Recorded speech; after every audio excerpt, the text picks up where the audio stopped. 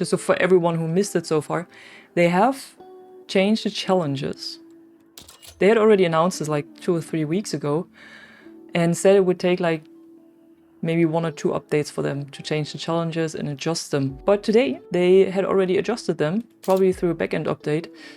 And now we have different or adjusted challenges for the unlock. So weapons, classes, units as well. Not the initiation, I think. Initiation should still be the same, at least from what I've seen in the Gauntlet and Battle Royale challenges. Can't look into the other ones because I've already finished them. So for the weapon challenges, what I've seen basically, what has changed is, for example, get kills beyond 50 meters while ADS with assault rifles, which was 50 before, is now 20. Then the point blank assignment, for example, where you had to get kills in a match with a shotgun, which was 25 before, is now on 10. And I think the most important one is the Deadeye assignment. And here now you have to perform headshots with DMRs, so the assignments themselves are still the same, but the numbers are different. So I think before this was 100, was it 100 or 50? And now it's 15. And for this one, to unlock the PSR, you needed, it was I think 150 kills before, over a distance of 200 meters.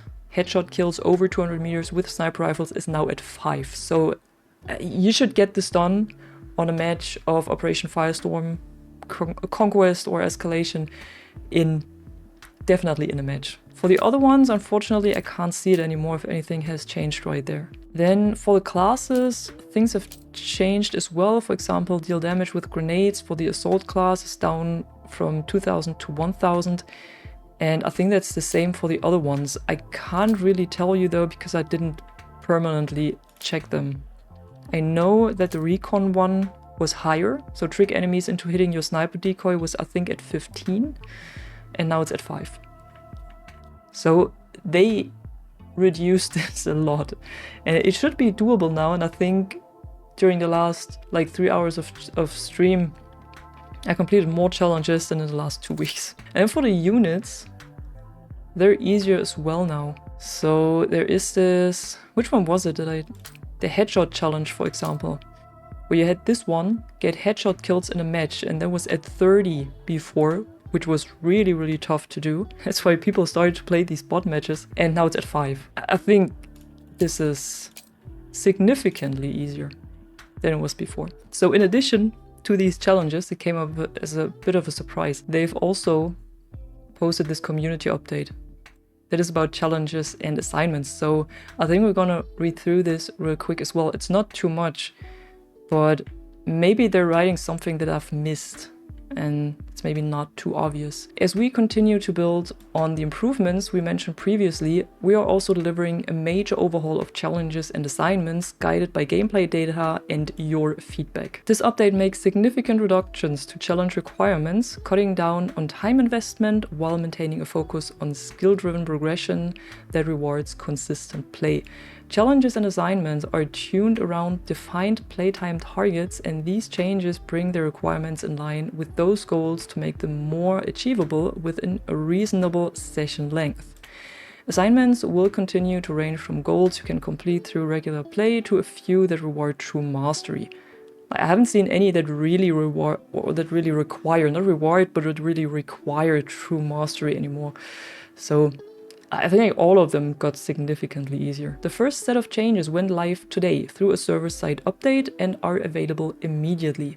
Any progress you've already made will automatically be applied when you enter a match, unlocking any challenges or assignments you now meet based on the updated criteria.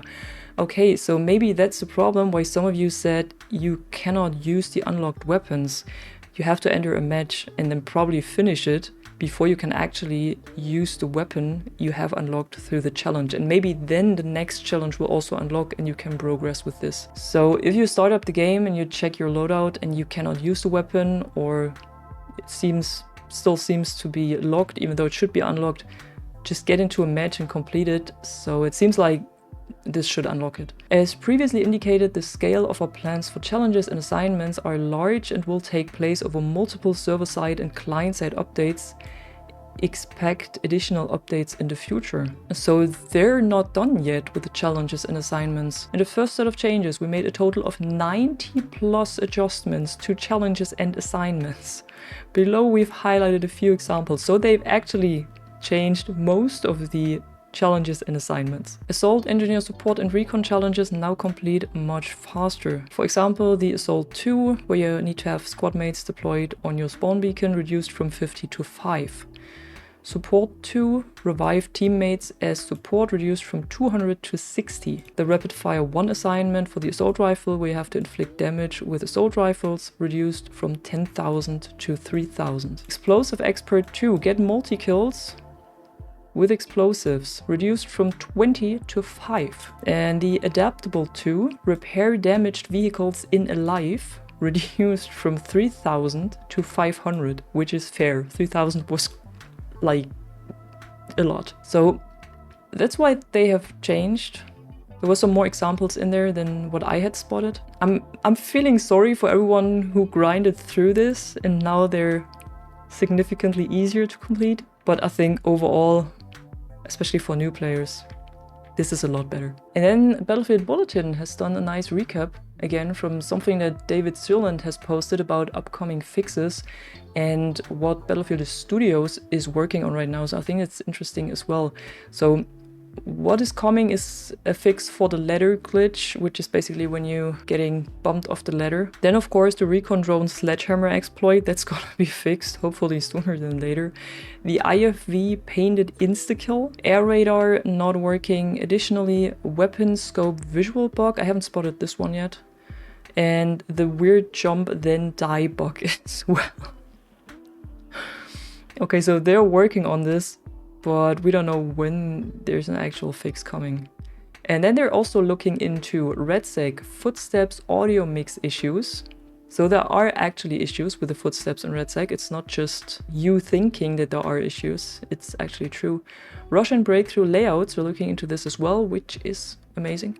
Weapon recall concerns. That was something that Florian has said already, that they're not done with the recall and the bloom adjustments yet. So there's a bigger weapon pass still coming with one of the next updates. Official and verified Portal servers will be running at 60 Hz. David Sirland says it requires all the previous XP-focused setups to get cleaned out and running the new setups. That could make for some really great community experiences with these servers running at 60 Hz. Regions with small, low population. That's for you guys, I know. In the small, low populated regions, you tagged me a lot during the last week. In your posts said you play with bots a lot and stuff. So they're writing that apparently they're running a test in smaller regions with some official servers running all maps mode setups. They're aware players need persistent servers, however the lack of official DICE servers is still present. They have no real solution yet. So obviously for these regions, Portal will be your best friend again, once it runs properly and with XP again. Portal server browser UX will get improved, also the UI to find the servers and filter them, and the maps are small. They're looking for more of the large sandbox types, but also at fixing issues on the existing maps. What can we take away from this? They're looking into stuff we might not get the solutions we want. For example, with the regions, you might still have some issues. When they don't really have a solution yet, I mean, the obvious solution is a server browser. And then we also have some news for console and controller players. The aim assist for controller will be getting reverted back to the open beta settings shortly. Whatever that means, I haven't played on controller in the beta, so I cannot judge how it was back then or what it means to revert it back, but you console players out there might know. The open beta settings will feature far less stickiness, so it won't create that rotational persistence that is currently live. Recoil reduction is a separate system from aim assist, but we will be getting adjustments also once the new tech is online. So recoil reduction for console controller players will be looked into as well, and aim assist will be reverted back to the open beta state. They've also brought back casual breakthrough. It's right here, multiplayer, and then there's casual breakthrough. This is the breakthrough initiation playlist that I had already mentioned before and that I had suggested to play for if you want to have a more chill game or you want to have a bit easier time to unlock these weapons and gadgets and stuff, so to complete these challenges. I'm not sure it's still necessary to do this, but if maybe you just want to play with a friend and you want to talk a bit and you don't want to have the stress of a multiplayer game, you can play this casual breakthrough playlist infinitely. Because the initiation playlist was gone at some point when you played it for a longer period of time, but this one will not disappear. You can play it forever if you want to.